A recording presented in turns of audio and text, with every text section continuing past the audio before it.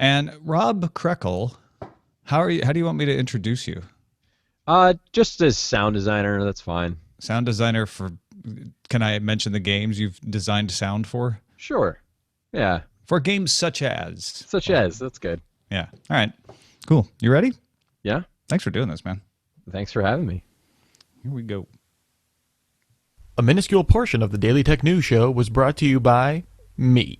Because I went to patreon.com/acedetect and donated $1 a month to a podcast that I really enjoy. Won't you join me?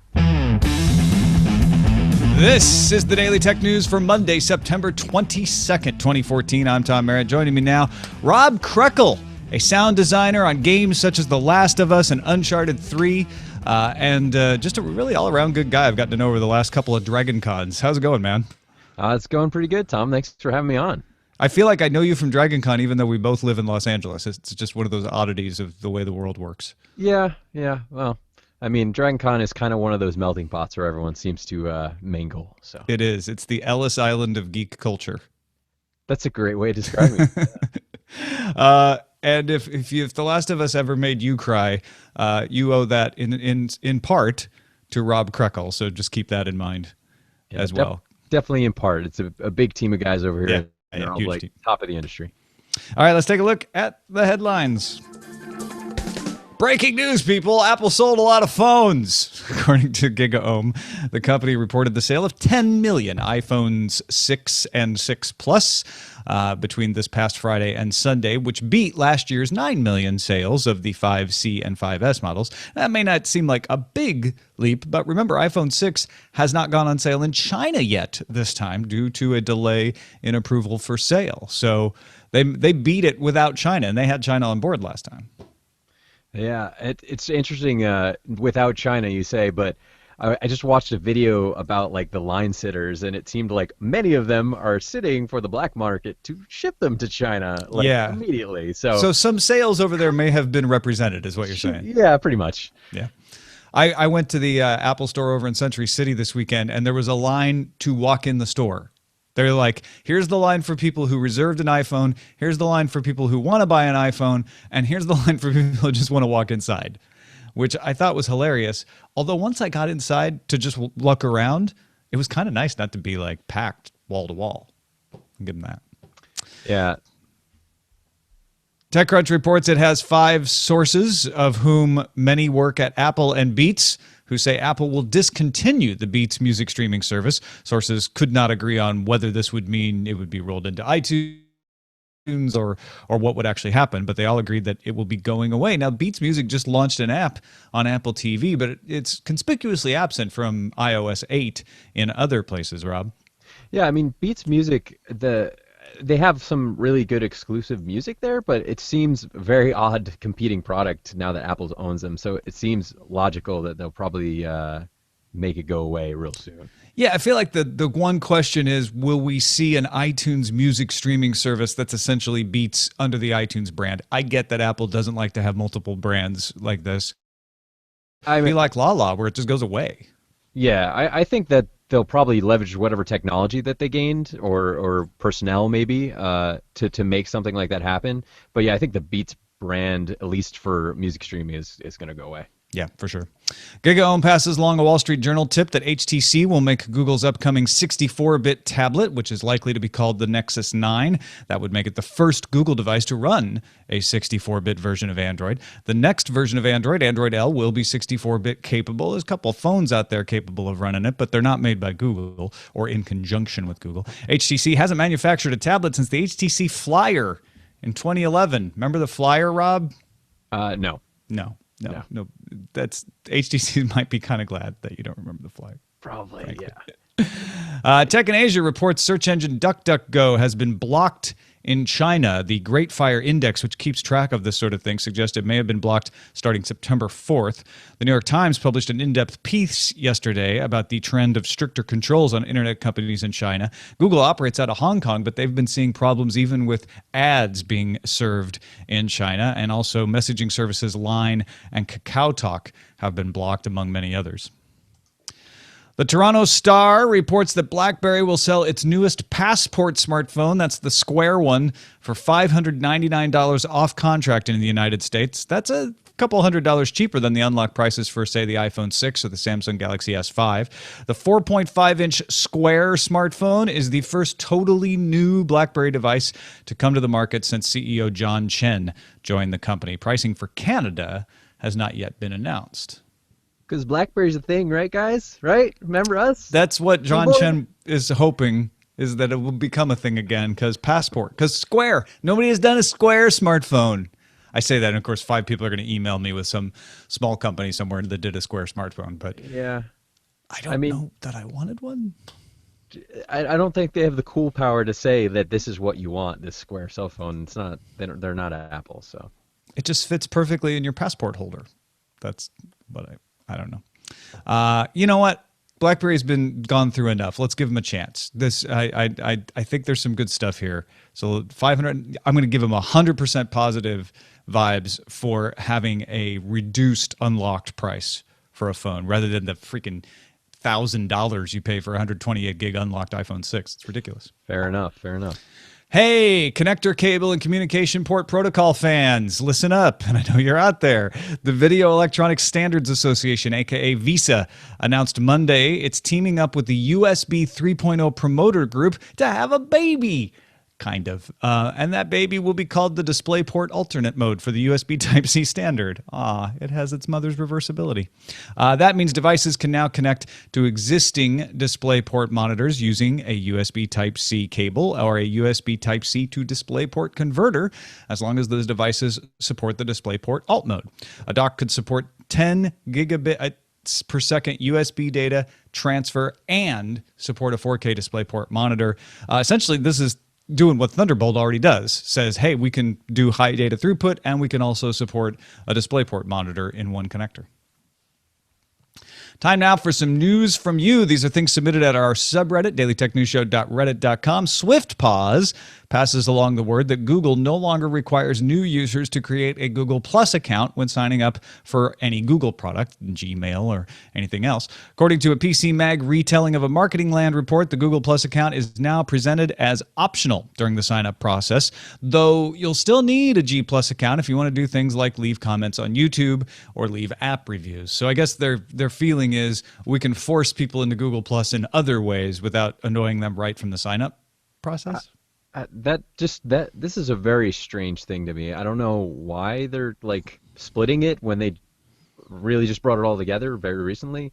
It seems like this could be one of the many Google products that may be going the way of the dinosaur. It makes you wonder, right? I mean, Vic Gundotra left, and that explains why they're changing policies, because these were all his policies of unification. But I wonder, they as they always say, is like, oh no, Google Plus is we're still using it and promoting it and adding it to things. And it does have enough use right now that I can't see them just tossing it on the fire like they did with Google Buzz, because nobody was using that at all. Right. Google Plus has a level of usership here. I think they're just trying to figure out what to do with it. Alan AV called our attention to the AnandTech report that Samsung is aware of a problem with 2 of their solid-state drives, the 840 and the 840 EVO, that have caused low read performance on older data. Samsung engineers are working on updated firmware, and as soon as the fix has been validated, they'll get that out to end users, though no ETA has been announced. But if you're thinking about buying a solid-state drive, you might want to hold off on the 840s for just a bit, and you might want to make sure your data is backed up if you're using one of these. Finally, Captain Kipper submitted the best long read of the day from Ars Technica. It's a terrific account by Cyrus Farivar about an Italian restaurant in Richmond, California, which is trying to become the worst reviewed restaurant on Yelp in order to highlight their frustration with what the restaurant owners believe is Yelp's aggressive sales tactics. Restaurants offering a 25% discount to anyone who writes a terrible review. Yelp predictably is not pleased, saying the restaurant owners are violating Yelp's terms of service by offering incentives in exchange for reviews, to which the restaurant owners wrote that Yelp is violating their terms of service by being pushy, essentially. And in case you were wondering, according to the author of the article, it turns out that the food at this restaurant is awfully tasty.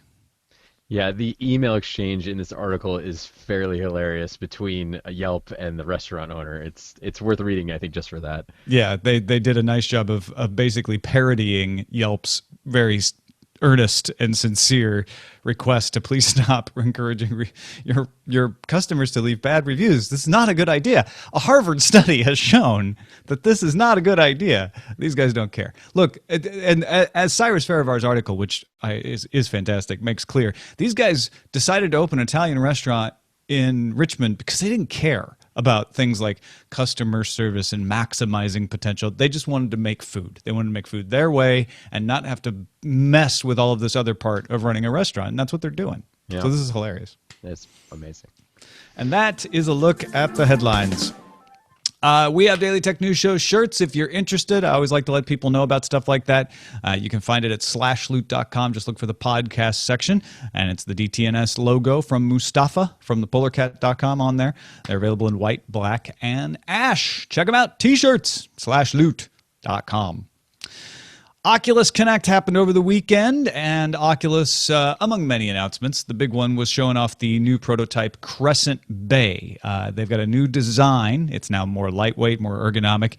They bought the industrial design from Carbon recently, so one would expect this is probably a product of that. Another things that they've added, 360-degree head tracking. So the external camera now tracks the back of the rig as well as the front, so you can turn your head all the way around. An upgraded screen. They wouldn't release any details about it, but the reviewers said it definitely was a better screen than DK2. It's lighter. It has integrated headphones, so you don't have to have a second cord running up. And they say they're going to license Real Space's 3D audio, which is developed by Visisonics out of the University of Maryland.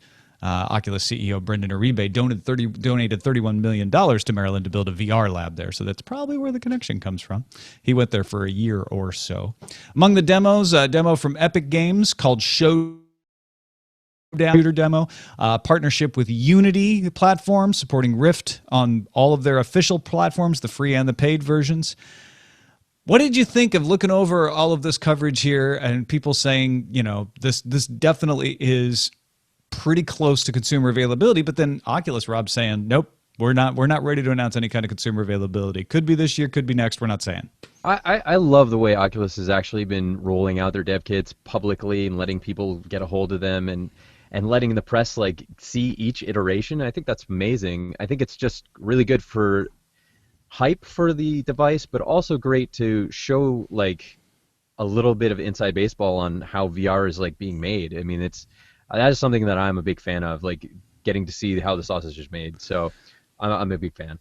I think it's the sincerity of what Lucky and friends are doing that helps them navigate this, right? I mean, this could be a PR disaster if they kept showing a prototype that got a little bit better every time and there's no consumer availability. They could be getting trashed. People would be saying, it's vaporware, it's never going to come. But they've had the opposite reaction. It's been very favorable. And I think it's because when they do these demos, they don't come off as people trying to palm something off and cover something up. They come off as somebody's like, yeah, we're showing you what we've done since the last time we talked. And you can see why we're not ready to give this thing out yet. And they've also let it out to developers. And it actually really seems like they're making good use of their assets from Facebook and from Carbon, because the actual device is much nicer looking. The tracking dots all over the place obviously are making a big impact on head tracking, 360 degrees, which is a big deal. That can help to eliminate a lot of the motion sickness that a lot of people tend to get because you can tilt your head. So that stuff seems really key. And now it's just, I think, as time goes on, it's what are people going to do with this thing, right? That's like the big question. What's the killer app? Yeah, there was a lot of discussion of that in the coverage that I read. In fact, Eric Johnson of Recode quoted several devs that he talked to at Connect saying they thought it might be a social kind of application that starts off the Oculus killer app. Obviously, it's going to be games. They're going to have games at launch, and it's always going to be games. But the thing that really gets people to use it in large numbers might have to be something social. There's also movies out there. I mean, there's a couple of firms working on making movies tailor-made for this experience so that you can look around and choose what you're looking at within the movie. If you had to guess what kind of thing, and you're around a lot of game development, so I feel like you might have a little insight here. What do you think could end up being the thing that captures everyone's attention? I really firmly believe it is going to be a game. I mean, I think social is definitely going to be a huge part of it. Maybe, like a metaverse or a Second Life, something where people can just jump in and sort of walk around. But I really think a game, and it's probably not going to be like Unreal or something crazy. It's going to be something simple, like with the Wii, it was bowling, right? Or the Wii Sports stuff. It was very simple, easily accessible, very easy to understand by people who are not gamers. I think it's going to be something like that really is going to be used to kind of show off the technology. So it might be a game in the social aspect. So you have like your Second Life type thing, and you can play simple games. You can play horseshoes. You can play bowling. You can do these things, and that might be the killer app that just shows people, holy crap, this is amazing. That feels like the right thing, and I don't know who makes it or what that game is, but the idea of it being social, I think the reason you have so many devs talking about that is because this is perceived from the outside as a very isolated thing, right? You put the goggles on and you can't see anybody and you look funny and you're in this world alone.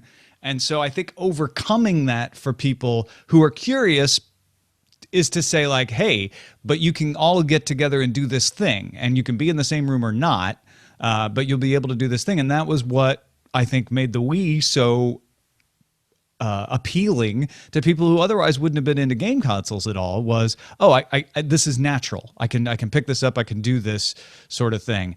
And because you can't pick up a gun yet, maybe you will by launch time, and in the Oculus, something that involves people communicating with each other and sharing an experience seems like it would be the sort of thing to capture imagination versus a particular type of game that we already know how to do with a controller being ported over somehow.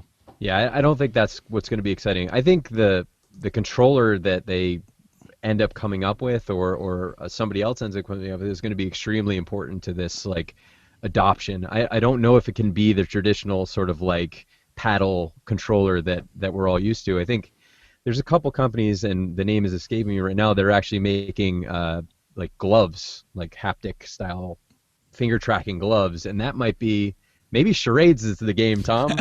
Right? Maybe you're doing virtual charades. You say that, but who would have thought bowling was the thing to kick off Wii, right? Maybe it is. Maybe it's some like super modern hipster charades version that somebody comes out with.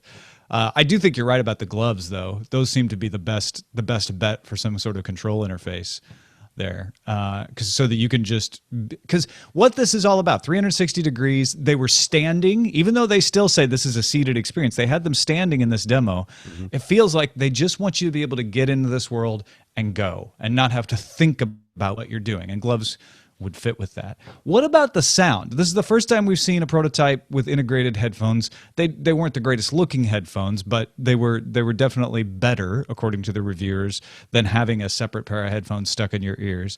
And this idea that they would license the Real Space 3D audio from VisiSonics means they're trying to do some things that play into the 360-degree virtual world, so you have a 360-degree virtual sound as well. Mm-hmm.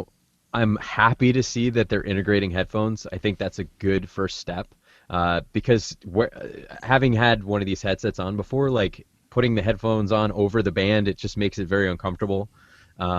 Takes you out of the experience, too. Yeah, it takes you out, and having the headphones integrated is great for ergonomics, if nothing else. But the fact that they're thinking about audio at the inception of this thing is really promising. Real Space is an interesting choice for them to partner with. I think there might be a connection, like we talked about, through Maryland, which makes sense. But there are a couple other companies, one of which is a plugin called 3Dception by Two Big Ears. And they're also going to be supporting virtual reality. And they currently they support a number of different platforms: Unity, Wise, Native SDK, Pure Data, and Max MSP. And Wise in particular is important because that is industry standard audio middleware throughout the industry, and this is for console games, PC games. That being supported is great for the top tier developers, and then Unity obviously is huge in the indie scene. So those being supported is very important Yeah, and we saw Unity has a partnership with Oculus now, which makes that development a lot easier. And you've got the Unreal Engine there being demonstrated by Epic. Right. It's all sort of coming together, isn't it? Yes, and I think it's interesting though, because another thing we talked about was these technologies are sort of very infantile. These two companies in particular, when a lot of game companies, including some that I've worked for, we've been working in this space already in a way. When we work in surround sound, it's still virtual 3D, right? You still have to simulate sounds moving around you. Now this is just taking it to a more minimal level with two speakers attached to your head. But there's various techniques for recording and lots of different algorithms to simulate certain processing that can be used to simulate sounds moving around you properly. So it's going to be important for people in the reality of VR. The audio is going to have to match the visuals. So if you're designing a game for Oculus and they say we've licensed real space 3D audio, does that help you in any way? Does it hinder you, or does it matter if you're like, well, we already have our own solution here? It depends on the developer. A lot of indie developers are going to be great that there's some solution that they can immediately plug into and say, okay, we have something we can look at. We have something that other indies are using, and we can kind of collaborate and make something out of that. Bigger developers, they're going to take it or leave it. And they'll use their own software, or they'll adopt this and they'll modify it and change it in a way that makes it work. It's definitely not a negative for sure. Yeah. Well, and you were pointing out before the show that Real Space, does this thing with a stick and audio cameras where they try to localize the sounds that they're hearing not only in space but also with video, which is great for sporting events or transporting you to the middle of the concert. And it's even got some security and defense applications apparently. But that isn't necessarily what you could do for a video game. So it implies that they are really thinking beyond just the gaming platform and saying, we want to open this up for other types of uses, maybe a movie theater type of use. I don't know. Right. Yeah. Having the audio camera, I think is what they called it. That would be great for a sporting event. You basically stick that in the middle of the stadium, and it's going to be able to localize all the sound of the event that's happening based on where you're sitting virtually, or standing or whatever it is, and that's very cool for those live events. Less useful on the game side, but that doesn't necessarily mean that it won't be used for something. Yeah.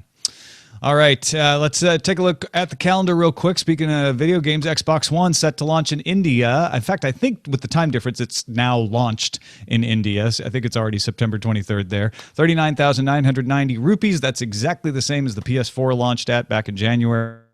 They were supposed to have an Xbox One launch in China today as well. They are still, and when I say today, I mean September 23rd because it's tomorrow there. They are still having their event in Shanghai apparently, but they're only announced that the Xbox One is delayed in China. They haven't really explained why. And Sony's PlayStation TV has been announced to be coming to the U.S. on October 14th. That's the smaller version that can play the Vita games. It can stream PlayStation games. It's kind of being billed as an extension to your PS4. You have your PS4 in your main gaming area, and this can extend it into other areas. It's essentially a Vita in a box is what it is, and it's coming to the U.S. October 14th.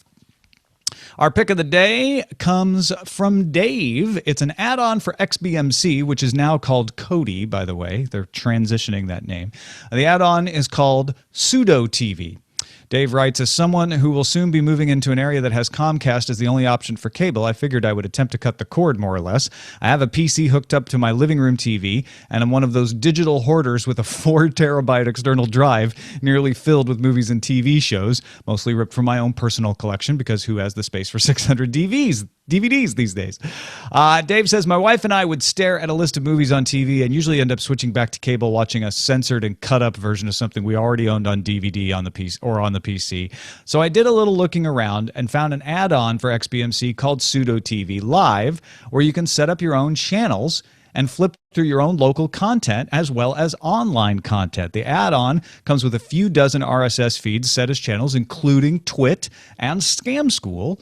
The add-on has a built-in channel guide and has almost indistinguishable from a real cable system. Although it can be somewhat frustrating to set up, once you get it working properly, it becomes a very viable alternative to cable. I have had it set up and working properly for a couple weeks now, and my wife and I have not turned back to cable since, except to watch the Bears stomp on the 49ers last Sunday, he says. I don't know. Did he turn on cable just for that? Wasn't over the air? I'm not sure. I think he just wanted to get a dig in with 49ers, which I don't care. I'm not a 49ers fan. Are you, Rob? No, not at all. But pseudo TV sounds like a pretty good extension, no? Yeah, I mean, this is viable for me because I'm very close to cutting the cord. I'm wondering what the speed is, because that's one thing that just annoys me about regular cable boxes is that channel surfing is not what it once was. Yeah.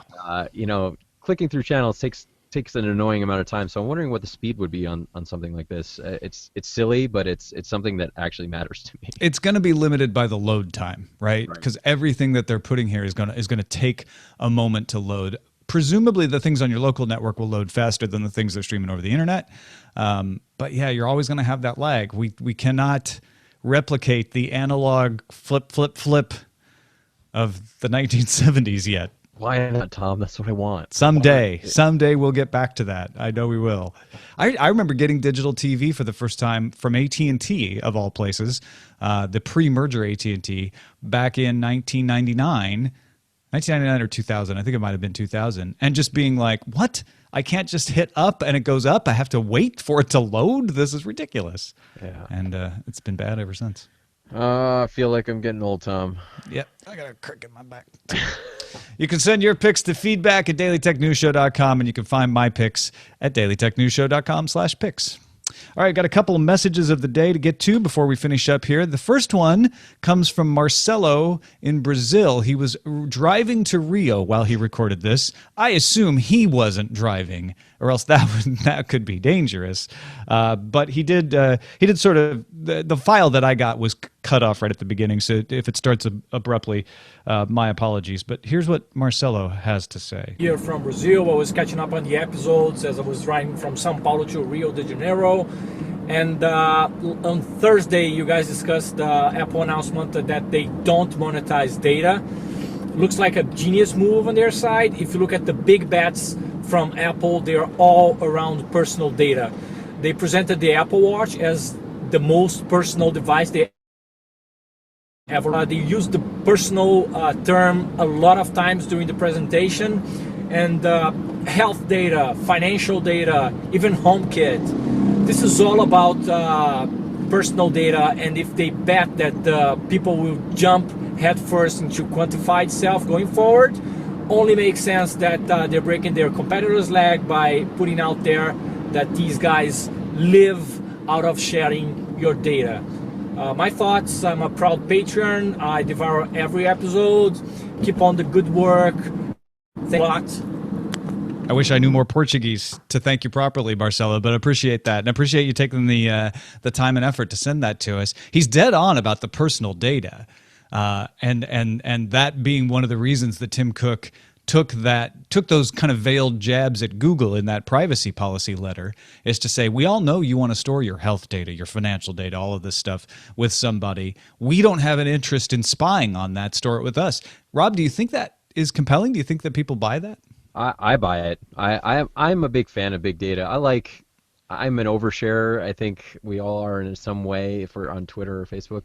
But I am more apt to give it to Apple if they're going to carefully store it for me and then give it to only the things that I want it to go to versus going to, say, Google and it sort of being lent to whoever wants to pay money for it. So yeah. I think it's definitely a good thing. I think those are good points. My hesitation with Apple in storing too much data with them, and this may be true of any big company, is that I worry about data portability. Google, for all of their monetization and wanting to scan your emails and all of that, does make an effort to say, we are going to tell you what we're doing with your data with a transparency report, your data out of things whenever we can. And so they've at least committed to data portability, and for the most part, they've acted on it. Apple, I feel like their tradition is we own the data that you store with us, and while we won't be, nefarious with it, if you leave the Apple universe, you're not getting it back. Very right? true. Anything Yeah. from Apple, saying you could take it with you if you left. Yeah, I mean I guess that is one of the biggest positives with Google is that you can pretty much remove your data from them at any given time. They're very, easy about that. But I don't know. I everything in my ecosystem. I mean, this is obviously just my mileage, but everything in my computer, my phone, all the devices I use are pretty much Apple. So it just makes sense for me personally. Yeah. Did you get a 6? Not yet. I just got a 5S recently, and I'm like, every 2 years, I can't just spend the money. Yeah. No, I I hear just you. had a baby, Tom. Damn it. Yeah, you don't want to tell the baby won't understand that it can't eat today because Daddy bought a 6 Plus. I get you. Yeah, exactly. And our final email is about the 6. A few shows ago, I asked folks for their reviews and their feedback on the iPhone 6, and we got here from Time Lady, who says, I got the iPhone 6 Plus, and for a few reasons. I could say I am getting it because I'm an academic who lectures in IT topics. I'm also mobility impaired, so in a wheelchair, an electric one like Stephen Hawking has, as well as manual at times, having an iPhone, iPad mini, and MacBook Air is a lot to carry. The new phone replaces 2 of those devices, so that's a huge convenience. The security and improved iOS 8 functionality is hugely convenient as well. Try reaching those card readers at checkouts that are often mounted in a fixed position when you're in a wheelchair. So TLDR version, shiny tech, cool concepts for teaching potential makes my disability less inconvenient, thus enhancing my life quality. And isn't that really what tech should be aiming for? Wow, that is a compelling reason, again, especially if you're living in the Apple universe, to say, I'm going to replace 2 of these devices with 1 now. That's pretty fantastic. It is an interesting point to make that the 6 Plus does sort of replace your phone and your iPad mini. I don't know if they really want that. They want you to keep those, but it's sort of an interesting point. Thanks for the email, Time Lady. That's a great perspective to have. Appreciate you writing in. All right, and thank you, Rob Krekel, for joining us. You can follow Rob on Twitter. He's Rob Krekel, ROBKREKEL. And what sorts of things might they find should they follow you, Rob? You follow me. I post a lot about game audio and audio, but tech in general. I'm a big tech guy. But in addition to working on games, you'll get little tidbits of stuff I'm working on. But I'm also a sound designer for movies and other things. And if you're interested in filmmaking or you require some sound effects for your films, you can actually go by bit.ly/TriuneSFX, and you can check out some of the sound packs that I made with the Film Right guys, if you're familiar with that YouTube channel. Yeah, absolutely. So these are freely downloadable? They're not free. They're for purchase, but there are many packs. They're broken up into the most basic pack, which are very cheap, and the more expensive packs, which kind of encompass everything. So there's guns and melee. We're not talking about, like, I threw 3 or 4 sound effects up there for people. Like, you want a 357 Magnum sound effects pack that actually sounds like a 357 Magnum? This is the place to go, right? There you go. This is crazy. Exactly. And they're all drop-in ready. The idea is that they're for indie filmmakers or YouTubers to just take and drop into their films, and they don't have to worry about it. You get pro quality sound for decent. Nice. And they've got some scores over there as well. That's really cool. Yeah. So yeah, once again, bit.ly/TriuneSFX. That's TriuneSFX. And we'll make sure this gets in the show notes as well. Rob, it was great talking with you, man. This was really fun. Thanks for doing this. Yeah, thanks, Tom. I love DTNS. I am a Patreon, so I'm very happy to be on the show anytime. Well, thanks to you and the other 4,285 patrons for supporting the show. I really do appreciate it. DailyTechNewsShow.com/donate is the place to go if you would like to support the show.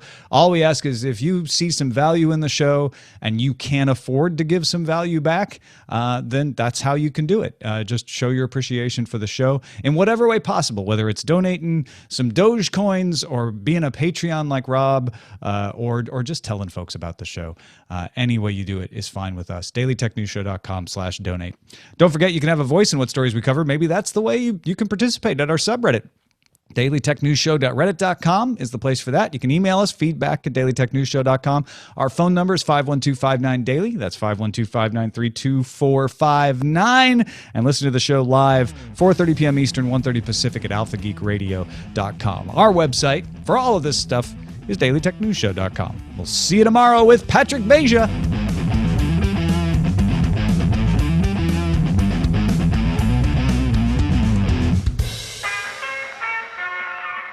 This podcast is part of the Frog Pants Studios Network. For more information about this and other shows, visit frogpants.com. Audio program so good, it's like you're there. Ta-da! Sweet. That's fun. Good stuff, man. That was great. Yeah. I'm glad we had a topic like Oculus today too, because it's a nice cross section of wasn't top of the news, so we weren't necessarily like repeating something that I know the audience cares about, and then we can have an ongoing kind of wider conversation, but also plays into one of your areas of expertise as well. It's great. Yeah, that kind of coalesced nicely. Yeah. That was good. And you know what? When we were talking about the iPhone 6 Plus replacing the iPad Mini and a laptop, Curtis B in the chat room was saying that's why I'm getting a 6 Plus. Won't even need a laptop bag anymore. It's true. I don't think I could do that because there are things that I do on my laptop that I just cannot replicate even on a 10-inch tablet.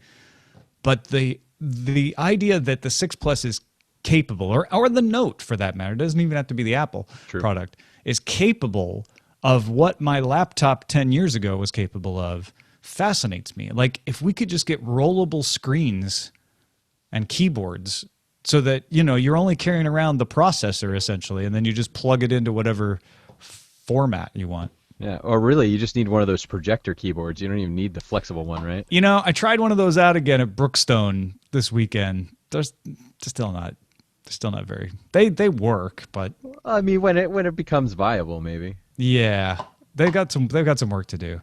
Hey, Tom. Yes. Okay, so I accidentally opened FaceTime just randomly during the show, so now it has seized my video, but I'm still here. Okay. That's all. So we're now speaking with the abyss. You're now speaking with the logo. Who are you FaceTiming with so we can say hello? Nobody. I think FaceTime's app sometimes just is near another app that I'm opening, and it opens by mistake, and then the entire universe collapses in on itself. And the settings in Google Plus or the Google Hangout won't take it back. Nope. That's messed Very up. polite app. Oh no, it's yours. So, Rob, that was a great show. Great Thank show, you. really. Thank you. Please come back. Anytime. Right? I mean that. Yeah, it was really fun. I love when we talk about audio stuff.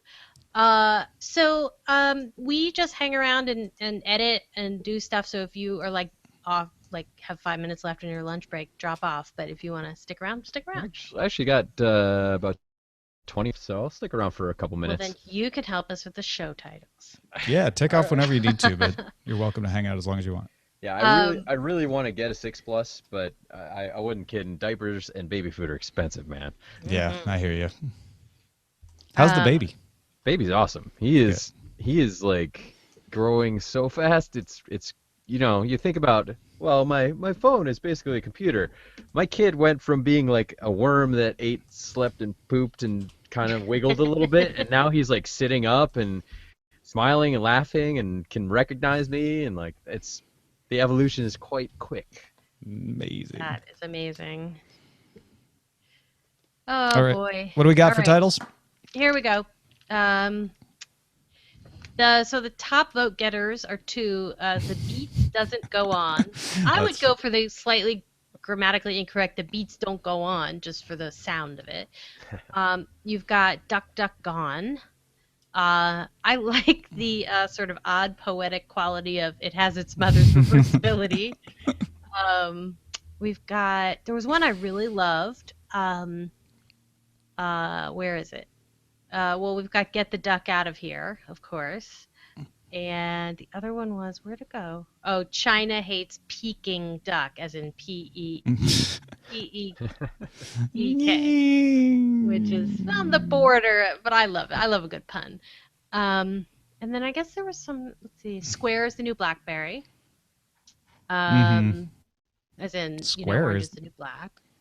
As in Why Square? Because it's the square BlackBerry. As in the shape. Oh, Square. I get it because of the Square You shape. were all the way on to Jack I was thinking of Dorsey. the Square company. I'm like, we didn't mention Yeah. any stories about Square today. And then there's the always classic "Hate Us on Yelp," which actually is pretty great. And by the way, that is possibly my favorite story I've ever seen on Ars Technica. Like that guy just nailed it. It's so great. Yeah, I mean that email is so good. The email back is amazing. Yeah. Yeah. You violated our FAQ. So there. Yelp. Oh man. So anyway, those are the options. We'll give it a moment and then select. Tom, I should like ask you it. this before Yeah, the show, go but ahead. where's the chat? What chat do you guys use? Oh, you guys IRC. use, Diamond Club or? Yeah, we use the Diamond Club chat. The same one. Oh, I should have logged on. Dang it. I'm sorry. I forgot to tell you about it. I should have mentioned Nah, that. it's fine. It's probably better. That one's staring at the chat the whole time. Well, you can get in there now if you want. What do you think? What's the plan? I don't. I like the beats doesn't go on. It made me Yeah. laugh, and I even like it as Yeah. phrased there. Yeah, I like that too. I think that is the winner. Although I will say a prayer for it has its mother's reversibility because Well, thank you. I wrote that. I so know that's why you're not picking it because you're I'm being happy that you like it. honest about your writing, but you shouldn't be because that was good. It's also a little long for a title, but Yeah. oh, And it has its mother's reversibility. It's about like the most benign story in the bunch too. Yeah. Yup. The thing is, like, I know that there are at least a dozen people in the audience that are like, "Oh, that's so cool! USB with DisplayPort. That's amazing. That's going to solve so many problems for me." Yup. That's why I like doing those stories. It's like that's Thunderbolt under a different name, Yeah. essentially. Well, and that's why they're excited. They're like, I don't have to pay for Thunderbolt. I can just go with USB 3.0C. Zing. Or USB 3C or whatever. Are I'm we all saying it watching wrong. Gotham tonight? Are we excited for that? Are we It's neutral? set to record on my DVR. All right. Eh. Yeah. The fact that the like main villain they're pushing is not from the DC universe at all is kind of like worrisome to me. Yeah, it's the Smallville problem. Yeah. Right. And it's actually the Arrow problem as well, where they're like, yes, you can live in this universe, but only in this part. So Arrow has done a really good job, whereas Smallville had moments of brilliance, but I felt like they suffered from that restriction. Well, Yeah. they suffered 10 seasons long right into a Brinks truck. So Yeah, I'm and they not also sorry for like, Smallville. come on, season 7, you were done. Why? I don't know why they kept going, but I know. We watched it faithfully, if So a did little bit we. painfully, because it had such an impact in the beginning. yeah, those first 4 seasons were great. But the problem is, if you say you can't live in the entire universe, but Superman is your main character, but he can Yeah. never be Superman, like you're kind of set up for not being able to end that series well. Yeah. Whereas I think they ended it as well as they could have. Yeah, maybe. Given the circumstances. I certainly couldn't have ended it better. I'm not going to claim I could have. Yeah. Yeah, but it's a close series close to my heart. Because that also represents one of the last times we ever went to the video store and ran right out and got the next season. Because we were Yeah. so, We did the same thing, like actually. it had a real impact, and I hope the best for Gotham, but I do wonder. I ended up giving our DVD sets to a neighbor in Oakland whose kid, he bought one of them at a garage sale we were having. And then he knew we had more than just the first season. So he came back. He's like, do you have the other seasons? Because my kid's really into this. I'm like, here, just take them. Give them back if you want. If you don't, no big deal. But yeah, knock yourselves out. Enjoy. Because by that point, we're like, DVDs, we don't use DVDs anymore. Mm-hmm. I still use very cool round items that I put into my PlayStation. So that still lives. Yeah, I Haven't have given to those do up that. yet. I'm still a disc person. I still buy Blu-rays. I'm a sucker. I don't know. Do you really? You buy Blu-rays, huh? Yeah, I'm an audio guy. You Yeah. can't Yeah. really get uncompressed audio. Sure. No, that makes streaming, sense. So. Yeah. Granted, I don't buy that many these days. It's pretty pretty much pick and choose. But It's like event-based. Well, I've got a handful. I have like the final season of Lost on Blu-ray because that's what it first, they were putting stuff out. And I have the last couple seasons of Doctor Who, and I have Star Trek, the J.J. Abrams Star Trek. I think those are all the Blu-rays I have, though, right there. I have a couple Marvel movies on Blu-ray because Yeah. they're just fun to look at in wow, every noise is happening in my neighborhood right now, like all of them. The blower, the garbage, like airplanes. It's amazing. Do you hear it, Rob? Because I don't. I'm on a. Yeah, I hear it. I Yeah. can hear there's something like a power saw or a Yep, power airplane. saw. Something happening. Yep. It's The joy of the IFB. I don't hear any of it. Yeah. Oh, that's good. Let's see what else. What else is going on? Agents of Shield's back Yes, finally. Please still be good. with Xena. Wait, Yeah. is it good? I watched like the first 3 episodes and Oh, I was not okay. impressed. Tom and Jenny would like to tell you Yes, something. Jenny, you take this one. Okay. So, it was an entire show waiting for the release of Captain America. Okay. And without giving anything away, the moment, like the lead up to the time period in which Captain America was about to be released, it suddenly found purpose and meaning and was everything you could have hoped it would be from a Shield-centric thing. But boy, did we all have to suffer for a couple episodes because Captain America wasn't coming out till April. And they really should have just started the show in January. So please, if you have spare time, go watch it. Suffer through. You can even fast forward parts you find silly, which we did. And then you'll get to these episodes and all of a sudden you'll be like, whoa, hey, that got better. So there I you think go. it was IO9 that did a really good, like, here are the episodes before the Captain America crossover you need to watch to understand what's going on. And it was only like 5 or 6 episodes. Yeah, so it's worth it. Will it remain worth it while they wait for next Avengers? I don't know, but at least they have richness of storytelling that you were hoping for all along. And the later in the season, they have the crossovers that you were Yes. hoping for, you know, like the guest appearances. But they're always like very teasy. It's always like not quite the character you super want to see, but that was nice. What are you talking about? The finale with No, I know. Yeah, the finale with the person with the thing. and but Agent What's Her Face yeah, showed up yeah. for real. And I did enjoy the Thor crossover, although I could have picked other. I enjoyed it anyway. Yeah, you so don't it's actually worth see it. Thor, Captain Yeah. America. Yeah. Yeah, I'm waiting for that moment. I'm interested though, because I mean, without getting into spoiler territory, the events of the movie kind of shift things a bit. Right? Yeah. So, That's what makes the show finally work. okay. Is that they're dealing with those shifts, All right. and you're like, oh, now it's interesting. It gets very shifty. Yeah. So yeah, it's quite good, and I'm happy about that. And I'm just happy any TV is on at all again, even if it's gonna take a while to roll the really good stuff out. Because Outlander is ending. I'm in trouble.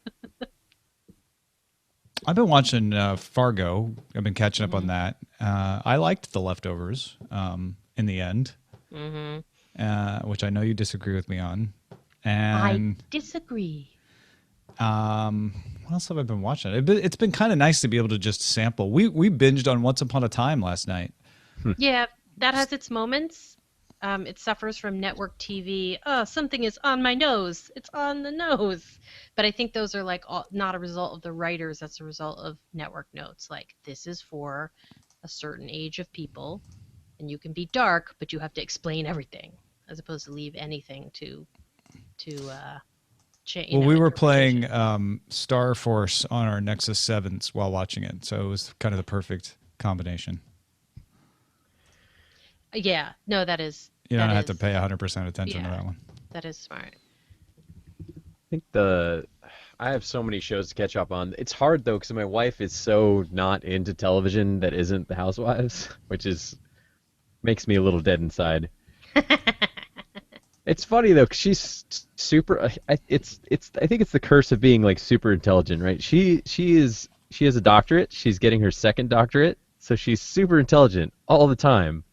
So when she does it for entertainment, she really wants to turn her brain off, and then she gravitates towards those really crappy like Bravo shows. Yeah. I think that's fair. I think when you get more than one doctorate, you get to do whatever you want. I don't argue. I don't argue with it. I just let it happen. I'm like, I'm not into this. I want to watch like Agents of Shield. I just have to get in my TV show watching when I can. Yeah, I imagine hour-long television takes a serious perspective shift when you have a little human. Yeah. Yeah. Although, It's not too bad. He goes to bed at 7 o'clock, so it's really not that bad. Oh, just wait. Yeah.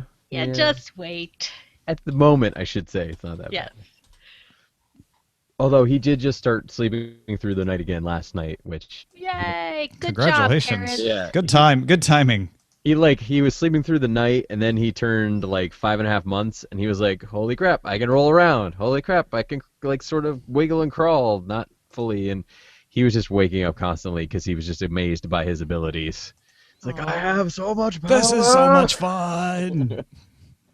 Nice. So cool. I never get tired of babies. Babies are super cool. Let's see. All right, so we have a title and get rid of that. We have. Yeah, I'm out of the post. Boom. Done.